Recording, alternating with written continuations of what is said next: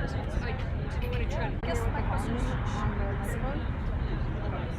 start talking? It's the channel 1. Unless there's a tree. Unless the trees.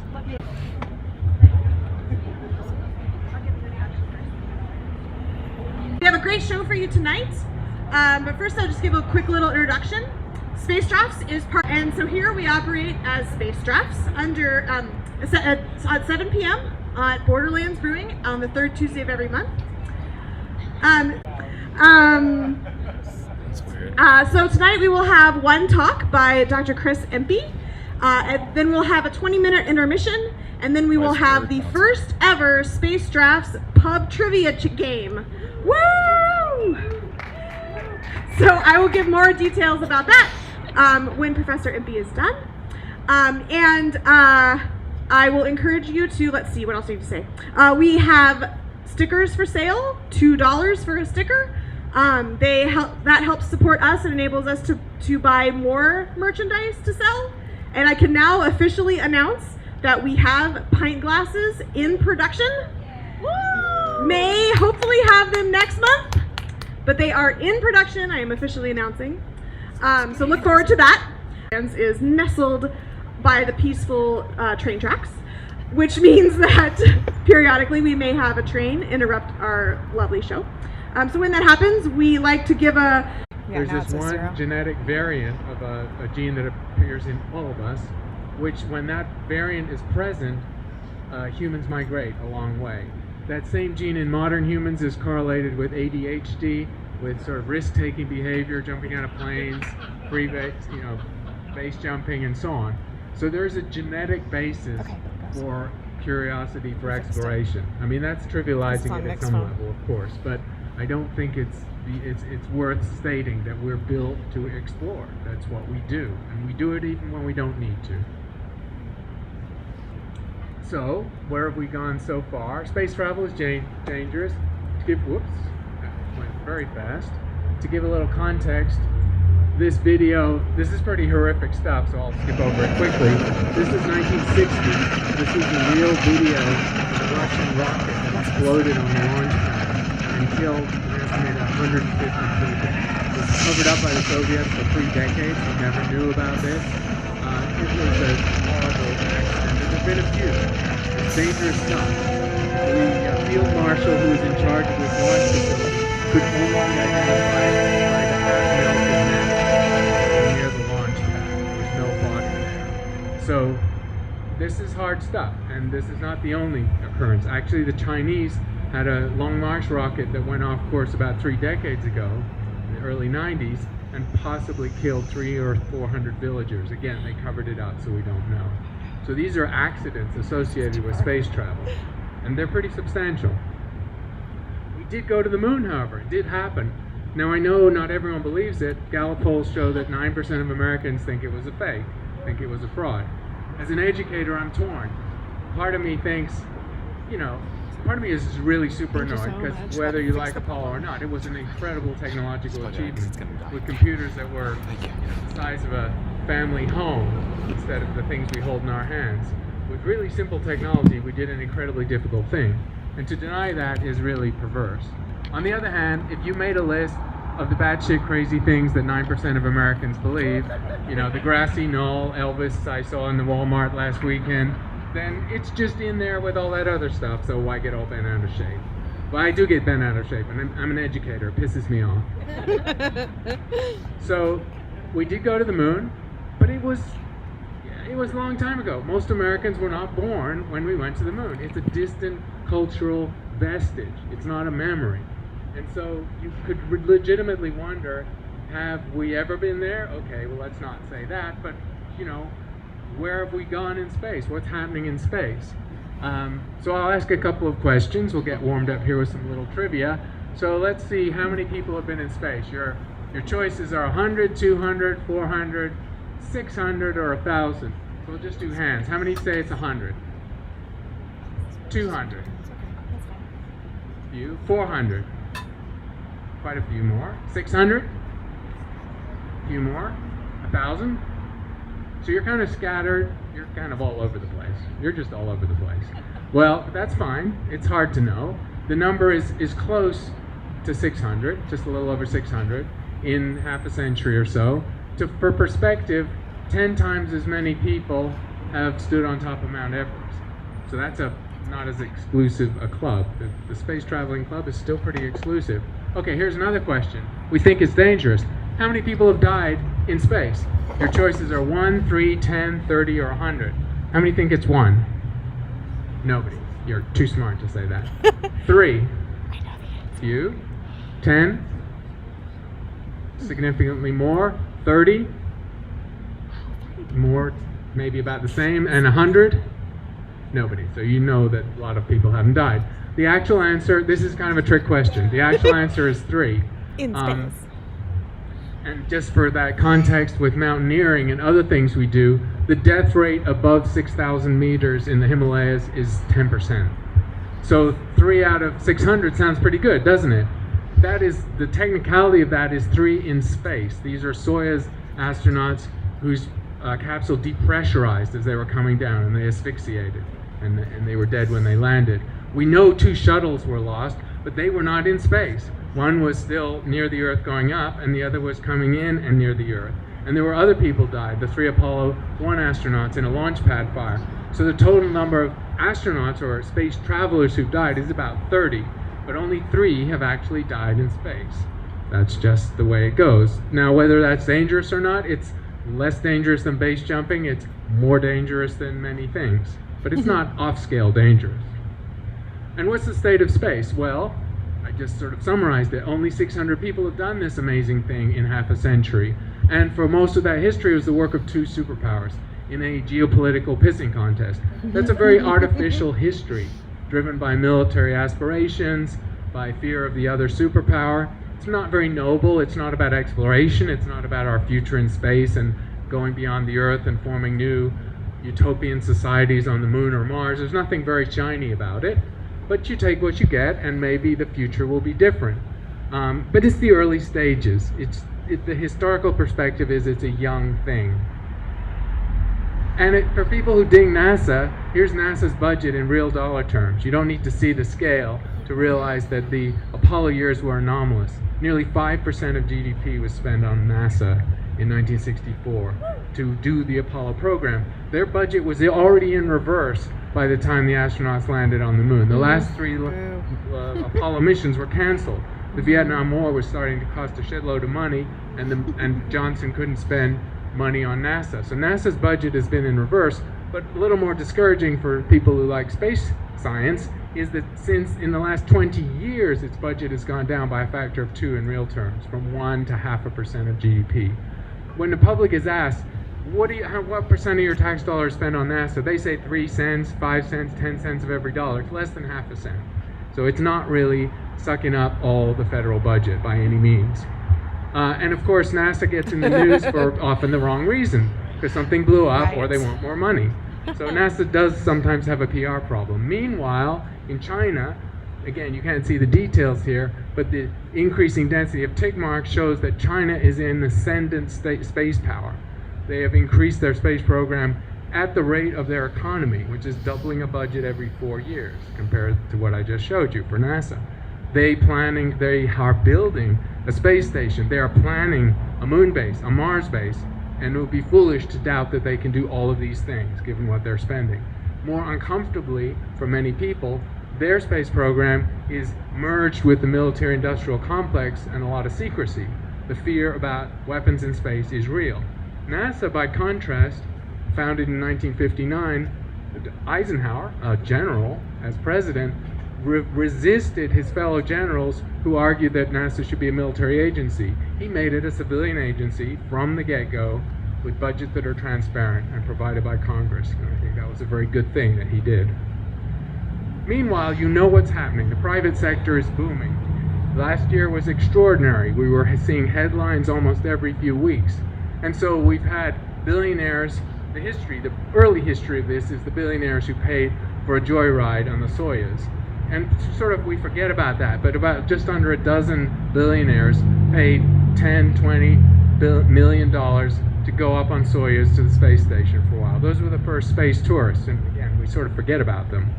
They were anomalous. More important was the X Prize, which was a prize for the first suborbital flight. And it was the X Prize 20 years ago that really kicked off the space race in the private sector that you see around you now. And so we know who the space moguls are. They're Richard Branson, who partnered with Burt Rutan, whose designs won the X Prize to form Virgin Galactic. Virgin Galactic had a disaster. They killed a co-pilot and nearly the pilot, and they were derailed by 5 years, and they're not going to take money for suborbital flights probably until next year. But the other two are doing very well. Jeff Bezos, CEO of Amazon, who basically cashes out $1 billion in Amazon stock every year to funnel into his company because they have no revenue yet. We saw launches by them, and of course Elon Musk, who's unlike Jeff Bezos is a publicity hound. He's had successful launches too. His Falcon 9 rocket has had 100 successful launches. So you see the headlines, but behind this is a very powerful enterprise that's building and developing under these two moguls, and the rockets they're building are large. Here's the rocket that Musk is proposing, which was abbreviated the BFR, and you can guess what the F stands for in that. And it is indeed the biggest rocket. It's bigger than Apollo. It's the first rocket that will be bigger and more powerful than the Saturn V that went to the moon. And here, inverted, you can see that its cost scale is incredible. A repeat launch is supposed to cost $10 million. Each shuttle launch cost $500 million. So they're breaking the price model, and that's a game changer. That's why things are really changing. But space travel is still hard. This was put together almost in a boastful way by Elon Musk himself. It's just a set of his failures. So to get it right, his philosophy is to, go fast and break things and figure out what the boundaries are. These are all unmanned rockets, so it's fine. You can break rockets by pushing the envelope. And he thinks that's the best way to proceed. And in fact, he critiques NASA for just being so conservative. And a NASA engineer, a former NASA engineer, wrote a book where they calculated that NASA had essentially costed a human life at $10 or $20 trillion because they were so conservative and so scared of killing people.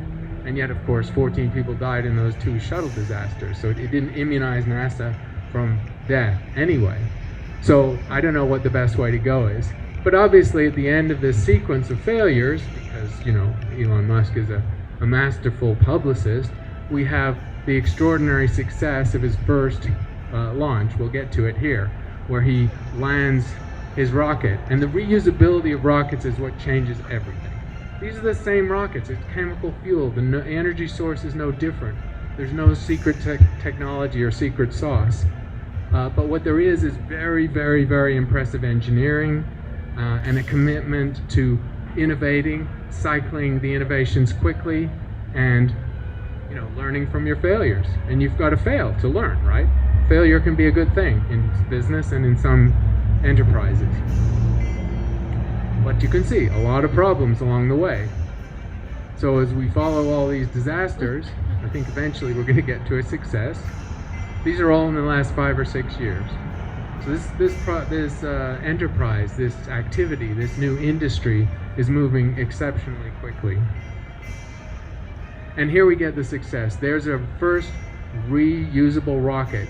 That is incredible. I mean, it looks like rocket science. It is rocket science. It's truly impressive. And he's done it now a dozen times. So things are different, but people will die.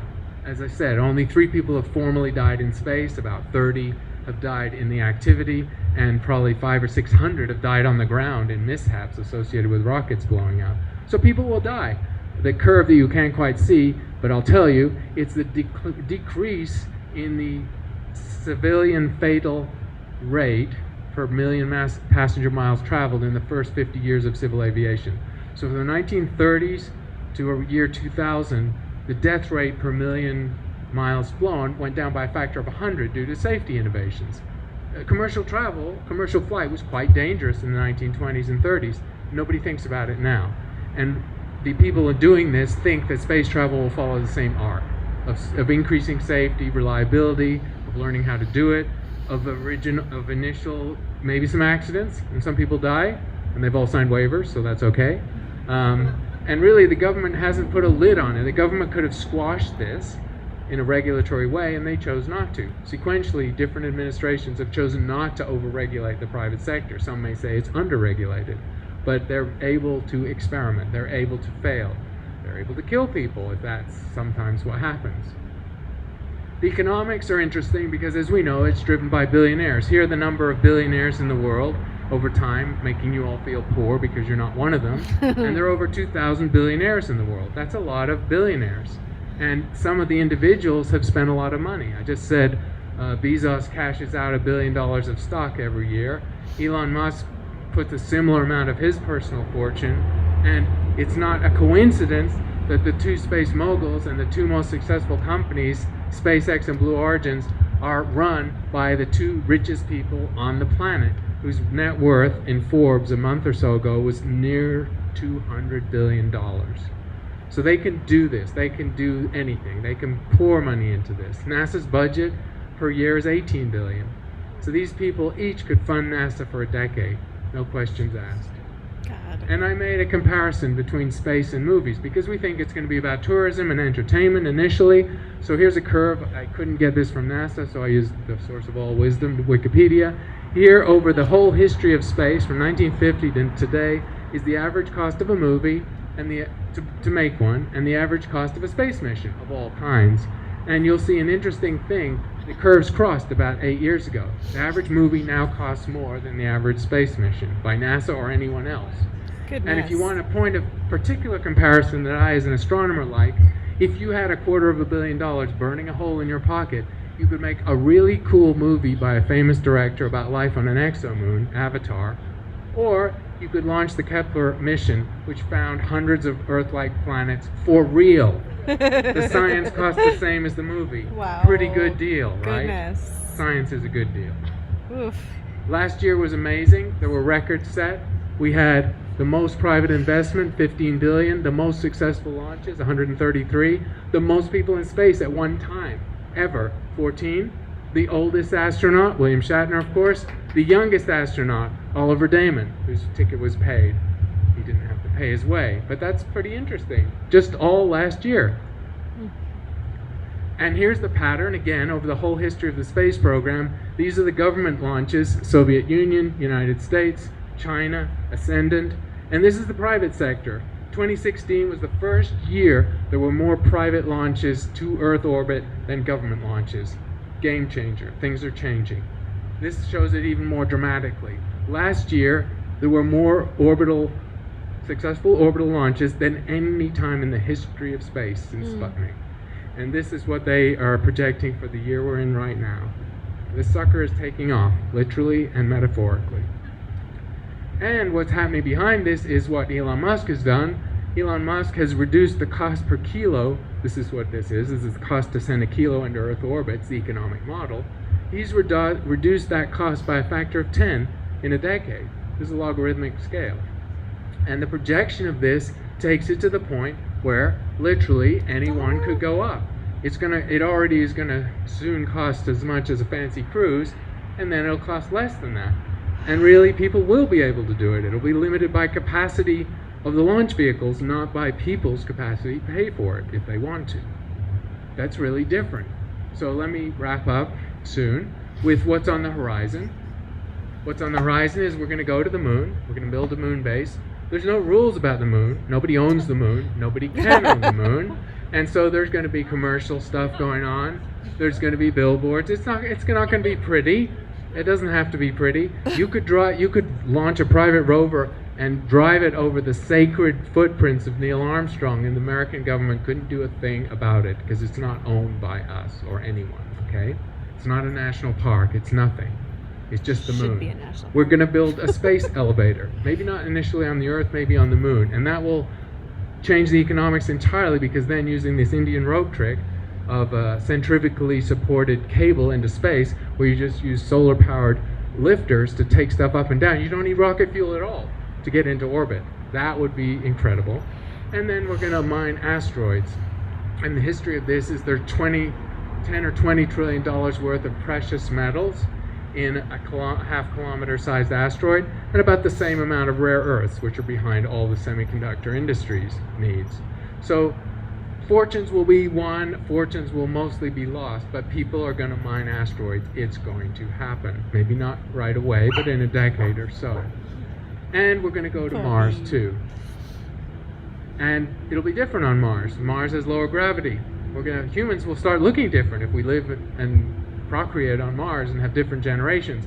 So we should remember two things about Mars. Mars can be very nice, it can be very mellow, it can be very beautiful. You know the movie this is from. This was filmed in Morocco, of course. This is Red Desert from Morocco. But this is the nice, gentle Mars that we know from movies, and it seems like a nice place for a holiday, a nice place to bring up your grandkids or whatever. Why not? But Mars has a sting in the tail too. And from that same movie, you know, when things go wrong, boy, do they go wrong. And you don't want to be there at all. And you're 100 million miles from home. So be careful what you wished for, all those people who want to go to Mars. Elon Musk has famously said he wants to die on Mars. And I don't think we should doubt him. So, the final thing is reaching for the stars. Well, people are not going to go there. You saw my scale model. Getting to the stars is so much harder than going to the moon or a planet that it is simply beyond us. However, the Breakthrough Starshot project is proposing to use powerful lasers that we have and small probes, small spacecraft using miniaturization, nanobots, which we have, to send fleets of these nanobots to Proxima Centauri, the nearest star system, and look for life on the possibly 2 Earth-like planets that we know to exist in that system. So that will be going to a nearby exo-Earth for direct exploration by robots. And they'll send the information back to us. It'll take 4 years to get back because it's 4 light years away. And this is how it works. And you'll send hundreds of these things because dozens won't make it and some will go off target. But they're all small, they're cheap. You're using solar energy, solar radiation probably, to accelerate them and then decelerate them. And this is something that has been proposed and is probably going to happen within 10 or 15 years, the launch of these vehicles to another star. But that's nanobots. Humans are not going to go to the nearby star in our lifetimes. I mean, if you extrapolate a logarithmic plot of the highest speed achieved, you might look at this and say, well, within a century, we'll be going a few percent of the speed of light. And yeah, maybe with cryogenic freezing, we could actually go to the nearest star. But it's a long shot. However, if we do it, or if any civilization does it, then in a small fraction of the age of the galaxy, they can colonize the galaxy. And that led Fermi to ask the question, where are they? Because why should we be the first to do it, or to be able to do it, or to have done it? That's a very interesting question, given the interesting cusp we're at in the space program. And that's where we are at the moment. I think the future is going to be very interesting. Thank you.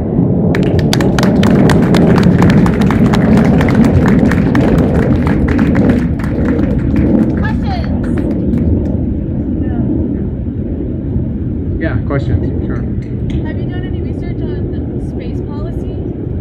Yes, space policy. It's a good question about space policy. I didn't mention it. Space policy is an interesting field. It's underdeveloped. So the space enterprise is governed by only 2 UN treaties. The Space Treaty, Outer Space Treaty of 1965, which luckily banned weapons from space, and almost every country signed that. And the Moon Treaty of 1979, which governed ownership of things in space, and it wasn't signed by many powers, and it didn't deal with personal ownership or companies. So the issue of ownership is it's a wild west. The issue of who owns what, do you own that asteroid, who owns the moon, who can mine it.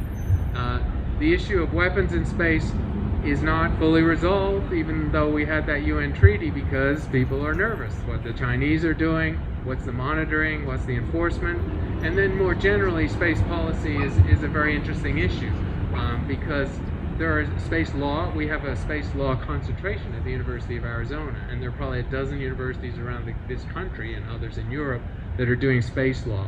Because, you know, as you start to send, you know, thousands of tourists and civilians into space, and, you know, you have babies born in space hotels in Earth orbit, what's their jurisdiction? What country do they belong to? There's tons of stuff. You could just start to make a list. So it's a great question because it's all unresolved, it's all unregulated, there's no international body of law because countries are doing their own thing, and that is all needed.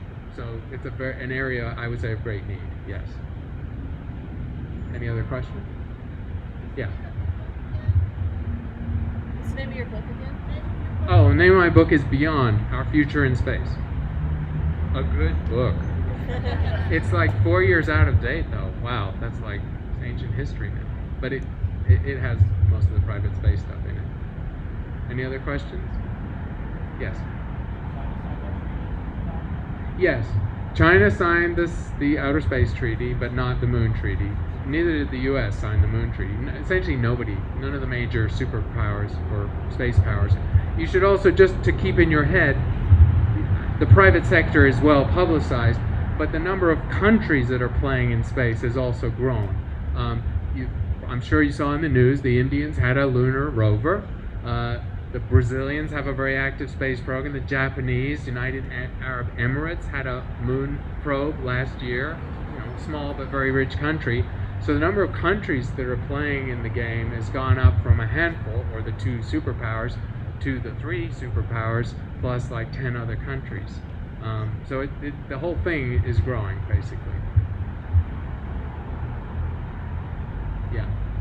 So with the exponential growth of sort of resources in space and the different satellites, what are your concerns as it corresponds to space debris and sort of the future of that? Right. So that's a great question, and I had a short talk, so I couldn't fit that in. But space debris. The question is about space debris and space junk, and it's a huge, huge issue. It's what the social scientists call it the tragedy of the commons, where when there's no regulatory framework on law, everyone follows their self-interest without regard to how it affects the whole thing.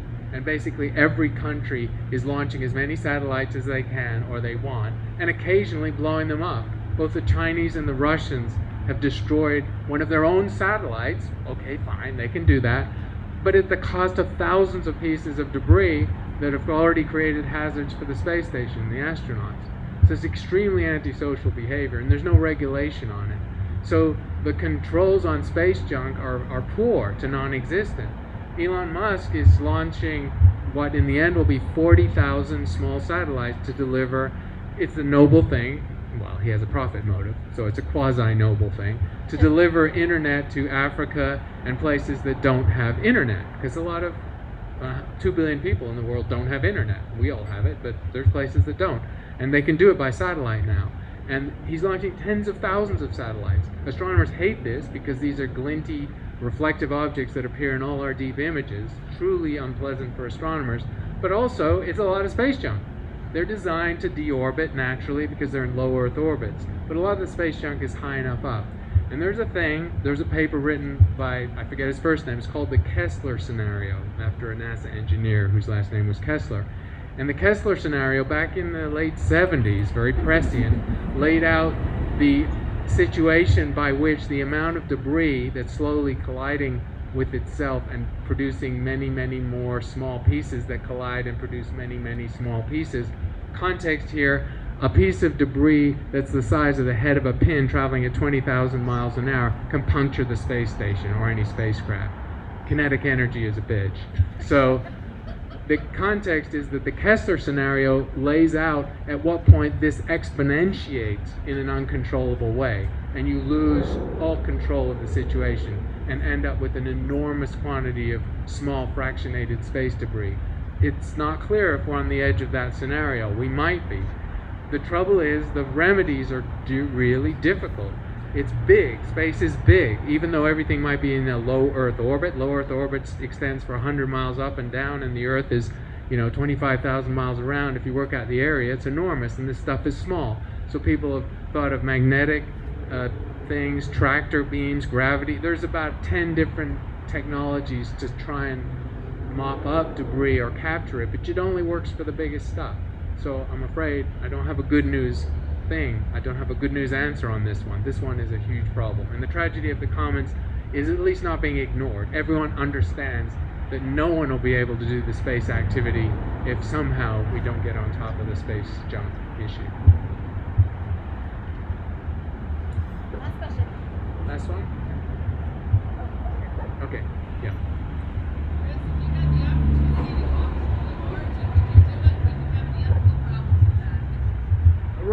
It's a good question. Would I go out with Blue Origin? And I love to have Bezos thanked all the people who used Amazon, after his last flight. Oh yeah, okay, I guess that's why we're paying more for Amazon Prime, so you can do your thing. Whatever. So yes, the ethics of space are tricky. In the end, would I go up if someone bought me that ticket? Yes, I would go up. I'd be selfish and I'd go up. So I'll just be out there on that one. But the ethics of it are interesting. So I can't pretend I'm not firmly in the middle on this, unfortunately. I am a visionary. I've read too much science fiction in my life. I've drunk the Kool-Aid of all the movies that many of us grew up on. So I would love for us to explore in space if it didn't hurt anyone else, if it was a pure growth thing. But I also know we have problems on Earth, and at some level it's fairly obscene to be spending, say, $100,000 to transport a kilo of water into Earth orbit, because that's what it costs, when there's 2 billion people on Earth that don't have clean water to drink. That's obscene. And you could make another set of comparisons that do that. So it's tough. I think it's going to happen. If it happens out of the private sector, from private companies who only have shareholders to answer to, there's really no way to say no to it. For governments, then it's an issue. They have to answer to voters, and so we should have a say in what our governments do in space, and we can. Thanks. They're great questions, and I'm going to give over so we can do some trivia in a bit.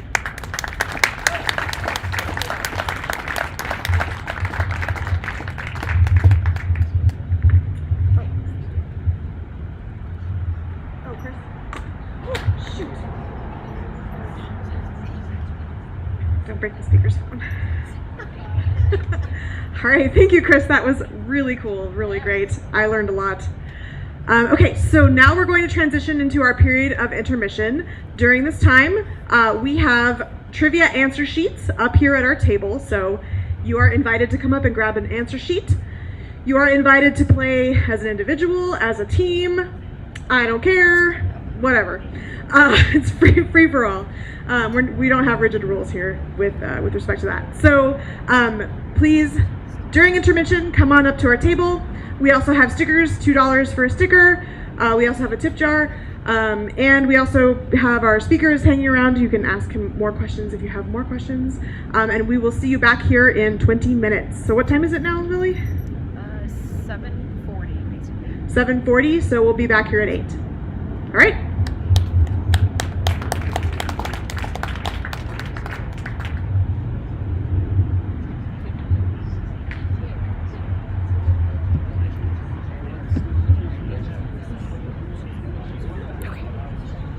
Mic is off. Did you mute the...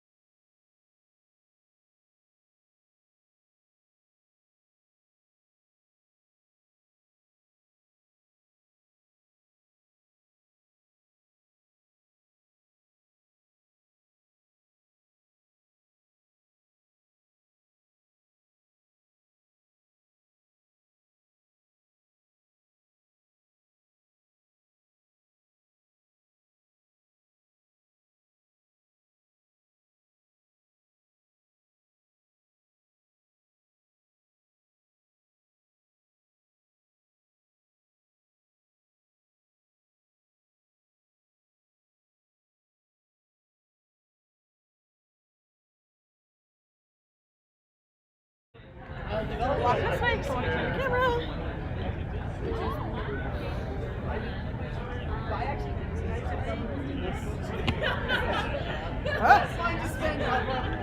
Ready?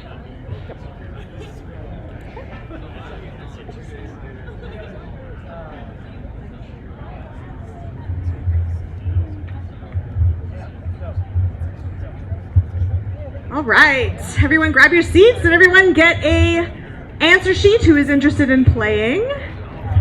Come up with a team name or put your own name. I don't really care. Do whatever you want. I don't care. Let's get started. Welcome to SpaceDrafts' first ever trivia game. Woo! Woo! I realized I forgot to introduce myself earlier today. My name is Logan Pierce. I am a graduate student here at Steward Observatory. I'm a PhD candidate in exoplanets. So I study planets around other stars. And actually next month I won't be here because I'll be in Chile getting data. Anyway, I'm just excited because it's been 2 years since we've gone because of COVID. So, all right, so let's get started. So the rules, everyone should have an answer sheet who is ready to play. So there will be 4 rounds of between 6 to 8 questions each. The first round will be general astronomy knowledge. Second round is going to be questions that are specific to the astronomy done here at the University of Arizona. The third one will be astronomy history, Arizona history. And then the last one will be astronomy in the media. Okay, so you can play as an individual or play groups. We already covered that. So, No phones. Please don't shout out the answers. Please just be cool, guys. At the end, please turn in your answer sheet. It says to the box, but there's no box. To the table up here. Hand it to Lily or Matt. And we will grade your answer sheets. And the prize is at myself, and I put it together, and it was a lot of fun. It's hanging up in my office at home. So second place prize gets the puzzle. And then third place will be a random drawing. So even if you got all the answers wrong, you could still win. The only requirement is that you stay here the whole time and you fill out the answer sheet completely. So it has to have answers for all of them in order to win the random drawing. And the random drawing will get a Steward Observatory coffee mug. Woo! Okay. Must be present also, don't go home. Okay. Everybody ready? All right. I like this enthusiasm over here. This is a good group. Okay, let's go. Round 1. General astronomy knowledge. Question 1. Please just circle the answer. To date, we have discovered approximately how many confirmed exoplanets? That's planets around other stars. Approximately how many exoplanets do we know about as of today? 2,000, 4,000, 5,000, or 8,000?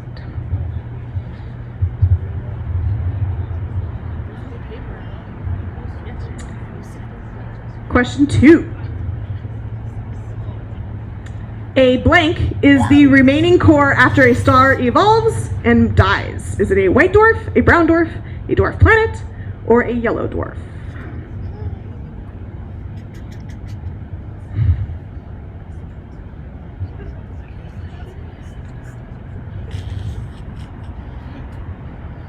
Question 3. The nearest galaxy to the Milky Way, Andromeda, is on a collision course with the Milky Way and will collide in about how many years? About 500 years, 5,000, 5 million, or 5 billion years will Andromeda collide with the Milky Way?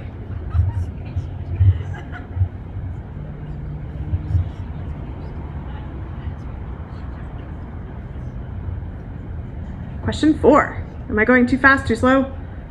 Perfect? All right. Question 4. Blank is the spacecraft that is currently the furthest object from Earth and was the first human-made object to officially leave the solar system. Voyager 1, Pioneer 1, Voyager 2, or SpaceX 1.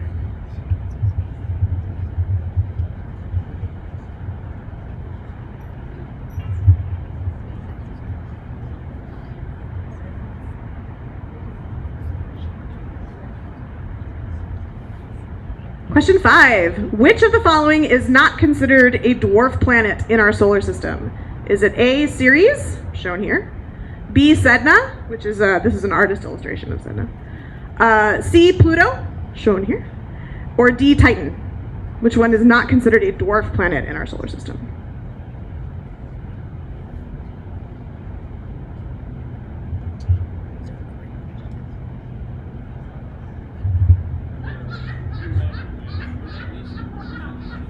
Question 6.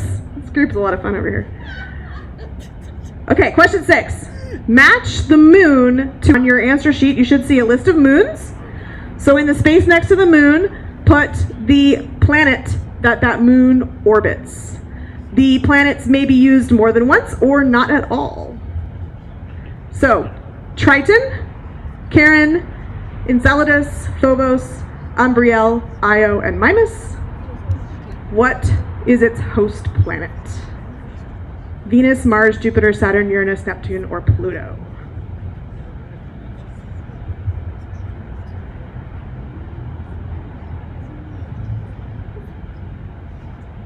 Give you some more time on this one.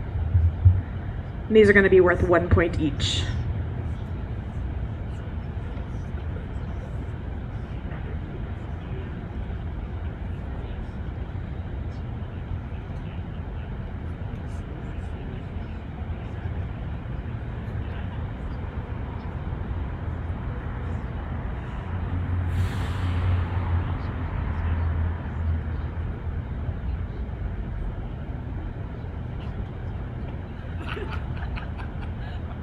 Couple more seconds.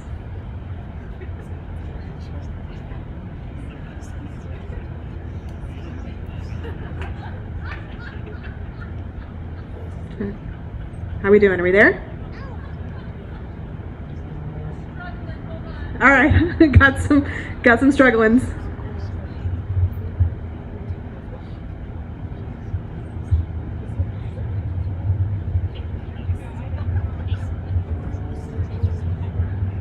This is a hard one.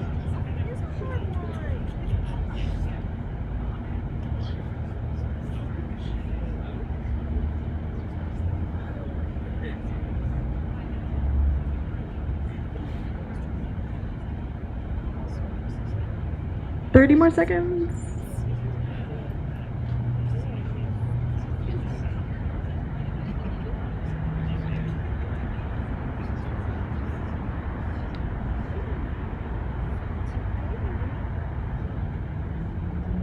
Five, 4, 3, 2, 1. All right, question 6.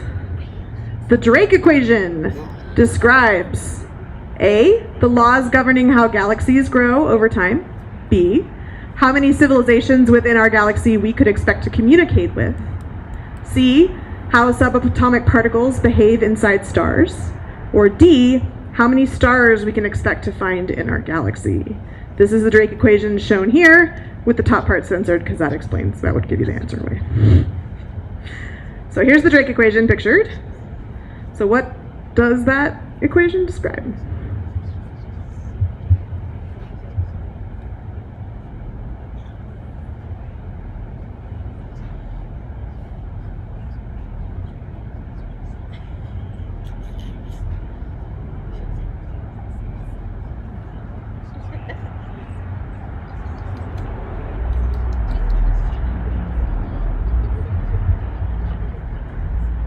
Three, 2, 1. 8. Light from the sun on average reaches the earth in 8 milliseconds, 8 seconds, 8 minutes, or 8 hours.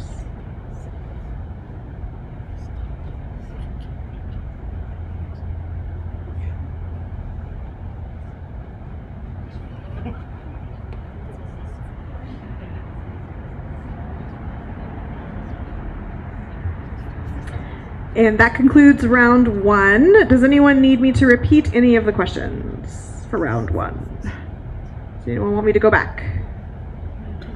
Going once? Going twice? All right. Round 2. Woo! Woo! Okay, questions about the astronomy done right here at the University of Arizona. Question 1, which telescope is not affiliated with Steward Observatory? Is it Keck 1 and 2 on Mauna Kea, shown here? Magellan Clay Telescope in Chile, which is here. This is Bada, that's Clay. C, the Vatican Advanced Telescope on Mount Graham, which is this one.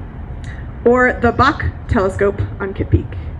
Which of these is not affiliated with the University of Arizona and Steward Observatory?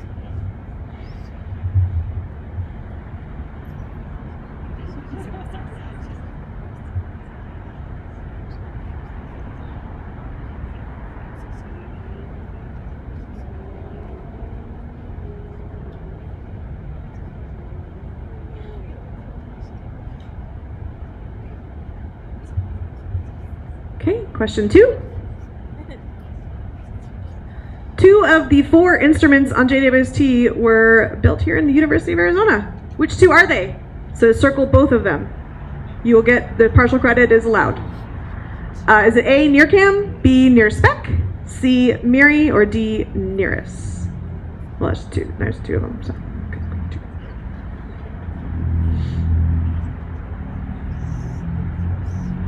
If you were here for Kevin Hainline's talk last month, you would know. Here comes a train. Choo-choo! I don't have a drink.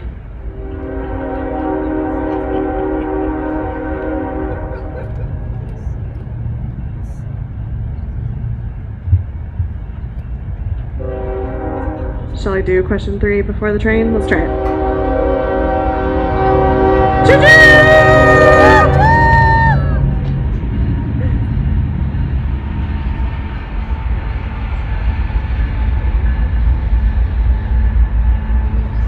All right, I'm gonna go ahead. Question 3.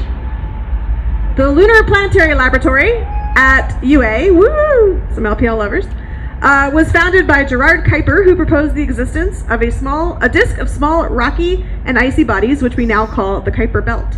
Where is the Kuiper Belt located? Is it between the orbits of Mars and Jupiter? Between the orbits of Saturn and Uranus? Beyond the orbit of Neptune? Or is it around Saturn, and that's what we call the rings of Saturn?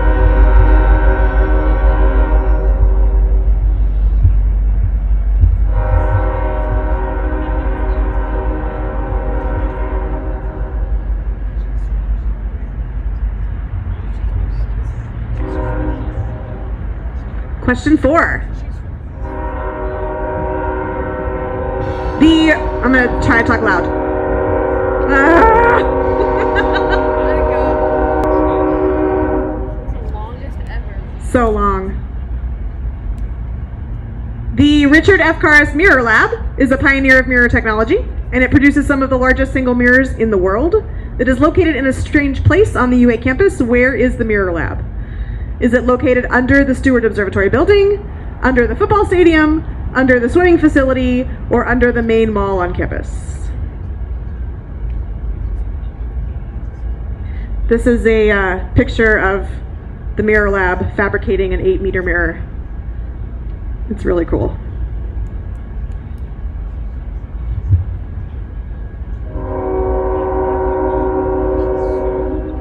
Okay, question 5.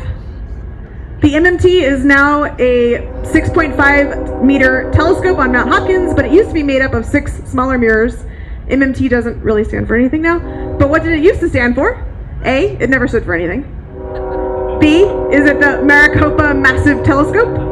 C, the Multimedia Telescope? Or D, the Multiple Mirror Telescope?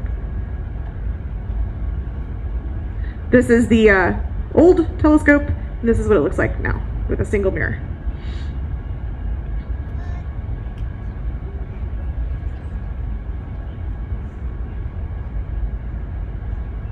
And question 6. OSIRIS-REx spacecraft mission is run out of LPL at UA. Woo! What is the mission of OSIRIS-REx? Is it to return a sample from Mars, return a sample from an asteroid, study the atmosphere of an asteroid, or deflect an Earth-impacting asteroid? Again, it's censored because the answer is under the black box.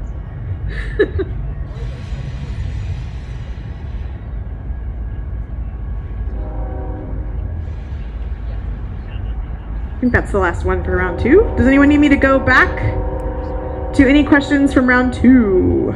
Going once, going twice. All right, round 3, questions about astronomy history. History questions. Question 1.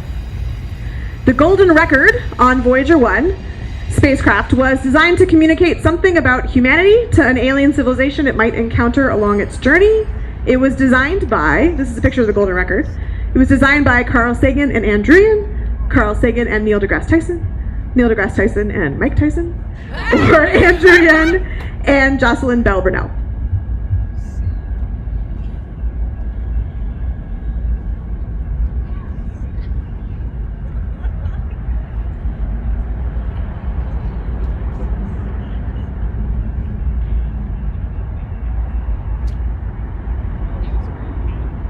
Question 2.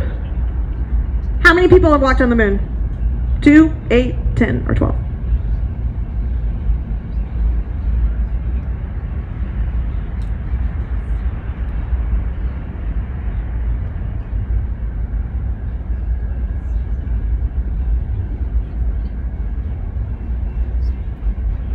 Question 3. Pluto was discovered on February 18th, 1930 by Clyde Tombaugh by blinking images back and forth and looking for anything that changed. These are the actual discovery images.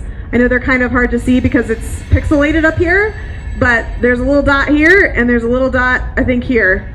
And he just blinked them back and forth to look for anything that changed to try to discover Pluto. It's just crazy. I mean, he did it for like a year before he found it. At what observatory did Tombaugh make his discovery? Was it at Lowell Observatory in Flagstaff, Yerkes Observatory in Wisconsin, Palomar Observatory in California, or Greenwich Observatory in England?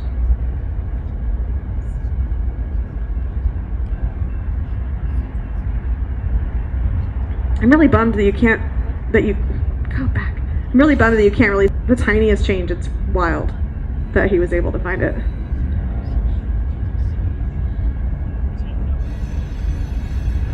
Okay, question 4. The Kepler spacecraft has found thousands of planets around other stars. How does it search for and find planets? Does it use the transit method, which, let's see if my little GIFs will, are they gonna GIF? I guess. Yeah, they're GIFing. There they go. Okay, is it the transit method, where the planet passes in front of the star and we look for light dips in the light? Does it use the radial velocity method, where come on, start GIFing, there we go, where the planet tugs on the star, and basically this is the Doppler method, we measure the wiggle of the planet tugging on the star.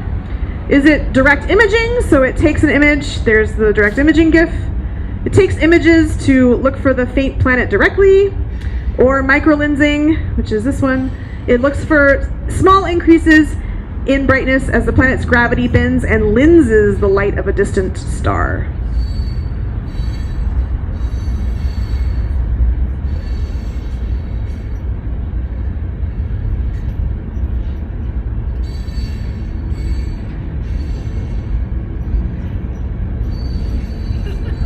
Okay, question 5. The first observable proof of Einstein's general relativity was collected by astronomers Arthur Eddington and Frank Dyson in 1919, using what naturally occurring phenomenon?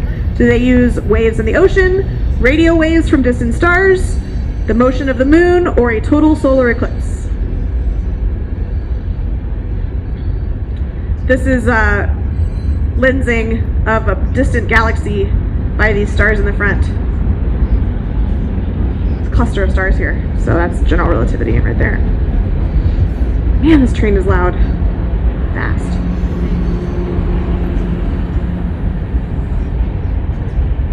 Okay, question 6. The New Horizons spacecraft was the first one to do what in 2015? Perform a flyby of an asteroid, B, perform a flyby of the object MU-69, aka Akara, C, perform a flyby of Pluto, or D, perform a flyby of the Sun?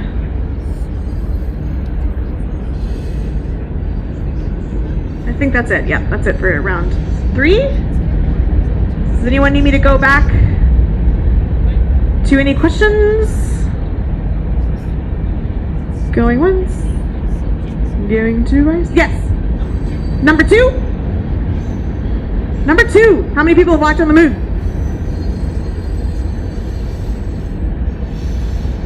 Is it 2, 8, 10, or 12?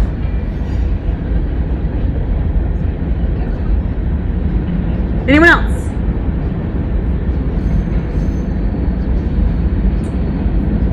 I'm gonna need sound for some of the ones in the next one. I'll just come over and put the microphone up to the computer. Classy. Alright. Okay.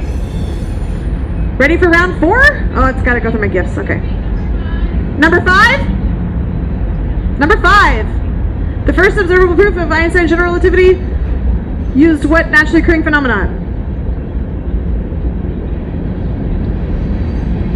Waves in the ocean, radio waves from distant stars, motion of the moon, or a total solar eclipse?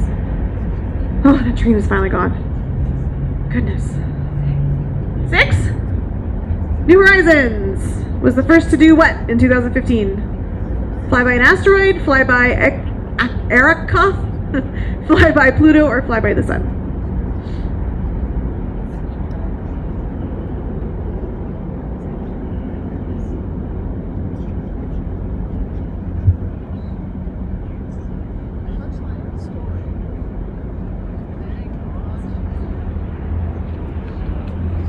All right, moving on, going once, going twice. Okay, round 4. Astronomy and the media. Okay, each one of these questions is going to have 2 answers. They're worth 1 point each, so partial credit is good. Just write the answer. There's lines to write the answers for each question.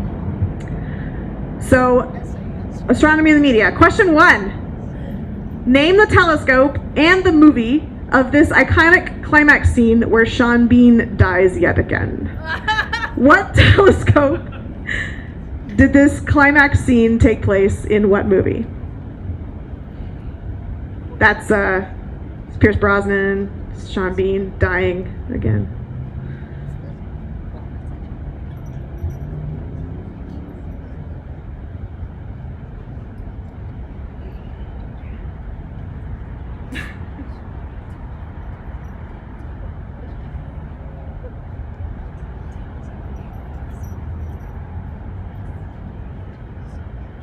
Question 2. Name what famous telescope is Jodie Foster using here in what movie? Name the telescope and the movie. Spelling doesn't matter. Especially for that last one, question 1. It'd be kind of hard to spell. I think it's misspelled on your answer sheet. Huh? It's misspelled on your answer sheet. Did I misspell it on the answer key? Awesome. Good job. Good job, me. I think, unless I can't spell it, which is also possible. I don't know.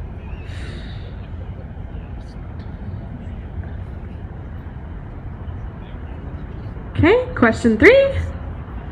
What telescope are these fictional astronomers using in what movie? Here's the telescope. There's Leo and J-Law.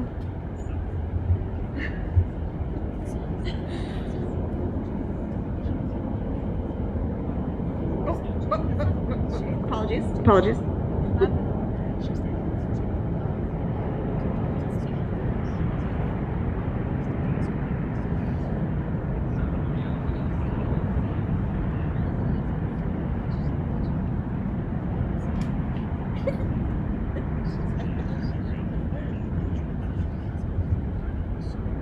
Okay, question 4. This one might be a sound one.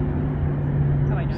Actually, this What Australian radio telescope was used in real life, used to receive the broadcast of the Apollo 11 moonwalk, the television broadcast, and is dramatized in what movie starring Sam Neill? So here's the telescope, there's the movie. What telescope, what movie? It's a hard one. It's a really good movie. Good, yes. She knows, it's a good movie.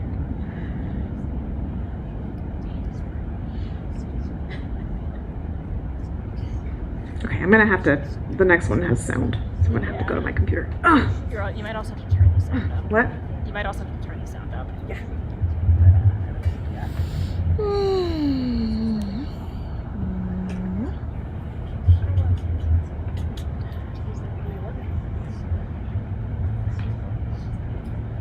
Too close to the. We get feedback. Okay. Question 5. What is the song title and artist of this planetary polyphony? Play? I have to click on it maybe? It's the window. Oh no, the window's on the. Shoot. Is it? Where's the. Just sing it. I can't. There's no words. Okay, well. Number 6 is a freebie. Or I might 4. I might be able to pull it up. Okay. Sing it. I can't. There's no words, you guys. There's no words to the song. It's not. No, it's not. Okay. I can't. Let's see if I can. All right. Well, number 5 is a freebie. Wait, Lily. Let's do. Okay, number 6. This one should play, right? There we go. What space voyaging song did astronaut Chris Hadfield sing from the Ground ISS? control to And who's the original Major artist? Tom. Ground control to Major Tom. Lock your Soyuz hatch and put your helmet on. 10. Ground control to Major Tom. 7. 6. Commencing countdown, engines on. And last one for this section. What iconic song did William Shatner perform as a ridiculous spoken word piece in 1978? And who is the original artist? Packed my bags. Last night, pre-flight.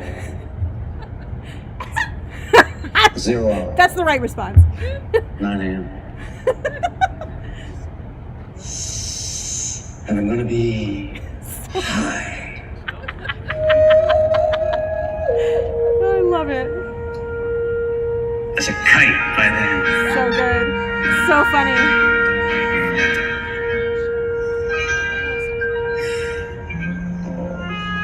Miss the earth so much. This is my wife. I miss my wife. Lonely out in space. It's lonely. Out in space. Okay, that's all I get.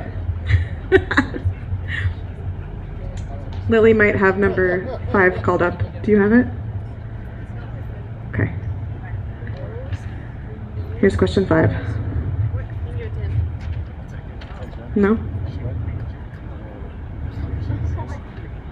Uh-oh. Well, it starts out. Okay, here's number 5. This is also mid-song, in case you can't tell.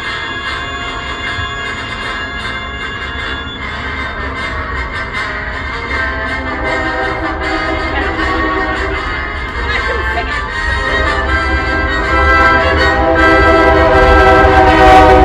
Freaking train.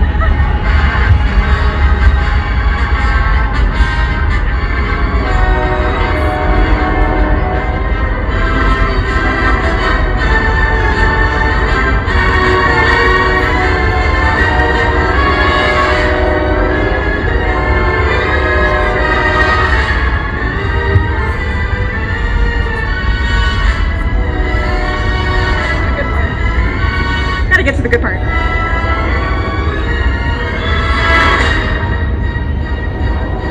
Oh well, okay. That's good. Thank you. Thanks, Lily. Really to the rescue. Alright. That is it. If I need me to go back to any of the round 4 questions. Alright. So, once you're finished, please come on up and give your answer sheet to Lily and Matt here. And we will quickly grade them, and then we will announce the answers and the winners in about 5 minutes. We got the answer to that before you played it. I want you to know. Wow. Really? Yes. Us too, but So we just smart didn't write it of you. down.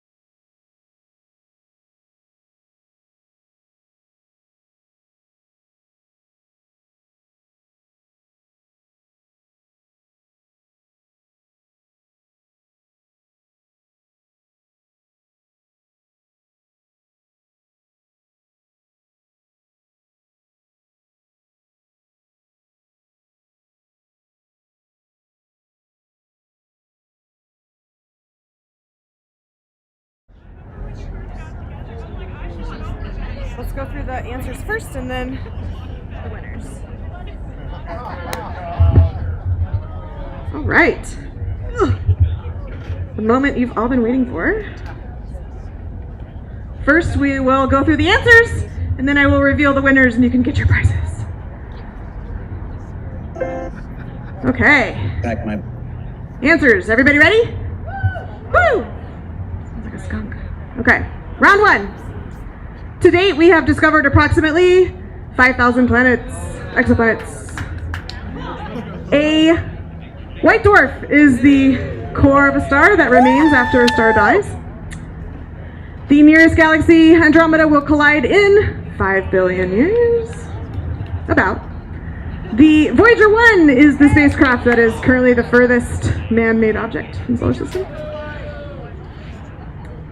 Which of the following is not a dwarf planet? Titan. Titan is a moon. The moon of Saturn. Okay, match the moon to the host planet. Okay, Triton. What's Triton? Neptune. Karen? Pluto. Pluto. Enceladus? Saturn. Phobos. Mars. Umbriel. Uranus. I heard someone say it. The moons of Uranus are all Shakespeare characters. It's pretty cool. Io. Jupiter. Jupiter. And Mimas. Saturn. No moons for Venus. No moons for you, Venus. Venus doesn't have any moons. Okay. The Drake equation describes how many civilizations we could expect to communicate. I didn't really have to. That was unreadable. It's unreadable. I didn't really have to censor it. Well, we'll see. Light from the sun reaches the Earth in. Yeah, it should be 8 minutes. My bad. It's C. It's C. It's not B. It's C. No, it's 8 seconds. 8. What? It's 8 minutes. Yeah. I know. This is wrong. I got this wrong. It's C. I'm trying to. So I was trying to say. You guys are tripping me up. It's C. This is not correct. It's C. My bad. Okay. Round 2. Woo! Which telescope is not affiliated with Steward Observatory? Keck is not affiliated with Steward Observatory. Number 2, this question should say which 2 of the 4 are affiliated with Steward Observatory, because technically Miri wasn't built here, but NIRCam and Miri. Question 3, the Kuiper Belt. Where is the Kuiper Belt located? Far away, beyond the orbit of Neptune. Richard F. Carr's Mirror Lab. Where's the Mirror Lab? Football. It's under the football stadium. Good job. Number 5, MMT used to stand for? D. Multi-Mirror Telescope, which, Sometimes we like to call it the monolithic mirror telescope now. you know, it doesn't really stand for anything now, but, you know. It used to be made up of multiple mirrors, so this question should have been a kind of a gimme. Okay. All right, number 6, Osiris Rex. What is Osiris Rex doing? B. B, sample return from an asteroid, Bennu. Yes. Woo-woo! Which it says asteroid sample return mission at the bottom. That's why I had to block that out. Okay, history. Golden record. A. I love this story. They met and fell in love and got married while making this record. It's really great. Yeah, it's really sweet. It's a really good story.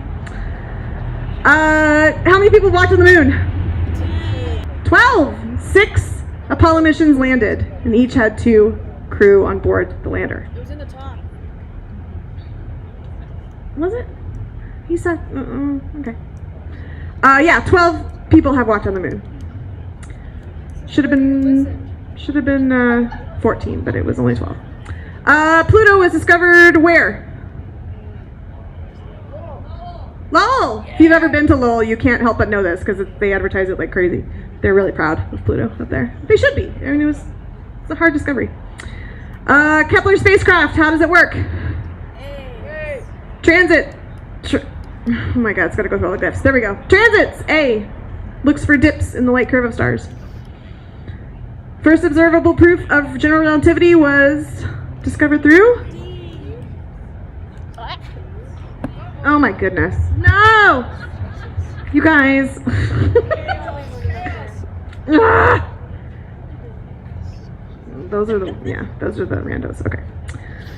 So total solar eclipse. It's really, really cool story. Number 6, New Horizons was the first to do what? Fly by Pluto in 2015. It then, several years later, flew by Arrokoth, which is a Kuiper Belt object.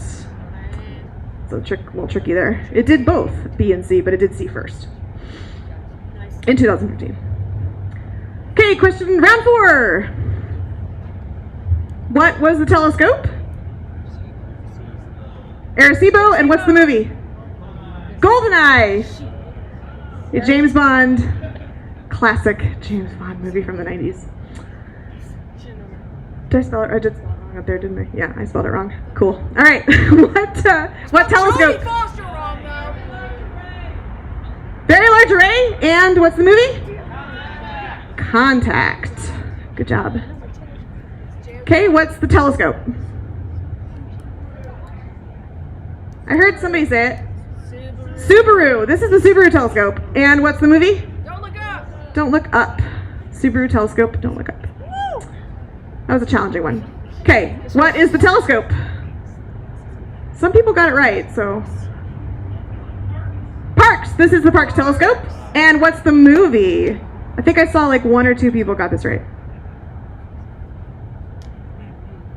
Parkes telescope. No? The Dish? This is such a good movie, you guys should watch it. It's a really good movie. Okay, and what was the instrumental song? Mars, and it was by Holst. I did not take just the planets, because it was specifically Mars. Sorry, I'm a tough grader. Okay, number 6, what song did Chris Hadfield sing, and who is the artist? What was the song? The song is not Major Tom. It's called Space Oddity, is the title of the song. And the artist? Bowie. Space Oddity, Bowie. I did not take Major Tom, sorry. Ground control to Good guess, though. And what song did William Shatner perform in the most ridiculous, one of my favorite pieces of media ever? What was the song and who's the artist? Rocket Man by Pack my bags. Elton John. All right, Last very night, good. Okay, 0 hour. in second place, 9 a.m. and the proud new owner of a Kepler exoplanet puzzle, we have, this is an Elon Musk hate account. Yeah! Come on up and get your prize.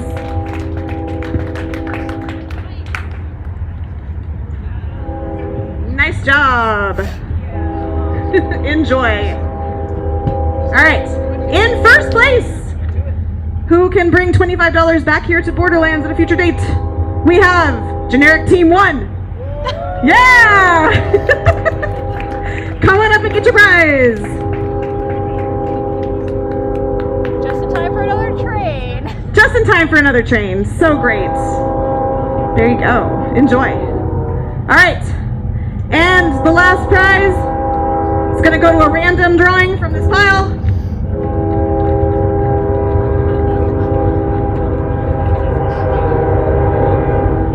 Greg Rickle. Woo! Come get your Steward mug. Enjoy. All right. Such good timing.